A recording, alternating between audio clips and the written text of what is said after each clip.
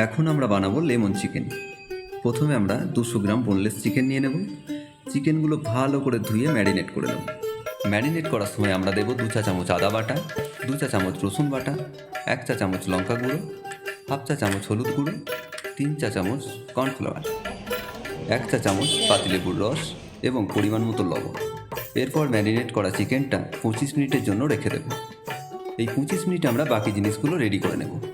কাঁচা লঙ্কা কুচি 2 চা চামচ, আদা কুচি 2 চা চামচ, হলুদ গুঁড়ো হাফ চা চামচ, কর্নফ্লাওয়ার 4 চা চামচ, একটা পাতিলেবু স্লাইস করে কেটে নেব এবং একটা পাতিলেবুর রস নিচড়ে একটা পাত্রে রেখে দেব।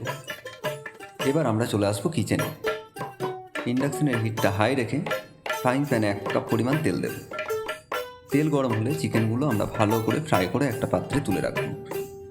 এরপর গ্রেভিটা রেডি করলেই আমাদের কাজ শেষ। যেহেতু লেমন চিকেন হেলদি খাবার, তাই আমরা এতে বেশি তেল দেবো না। ইন্ডাকশনের হিটটা মিডিয়াম রেখে ফ্রাইং প্যানে 1 চা চামচ তেল দেব। তেল গরম হলে আদা কুচিগুলো হালকা ফ্রাই করে নেব। এখানে খেয়াল রাখতে হবে আদা কুচিগুলো যেন বেশি ফ্রাই না হয়ে যায়, কারণ আদা বেশি ফ্রাই হলে তেতো হয়ে যায়। এবার আমরা এতে 4 কাপ জল অ্যাড করব। জল গরম হলে আমরা তাতে দেব হাফ চা চামচ হলুদ গুঁড়ো, আগে থেকে গুলে রাখা কর্নফ্লাওয়ার, পরিমাণ মতো লবণ। এবার আমরা এটাকে ভালোভাবে মিশিয়ে নেব। ভালোভাবে মিক্স হয়ে গেলে লেবুর রস স্লাইস করে কেটে রাখা লেবুর টুকরোগুলো দিয়ে দেব।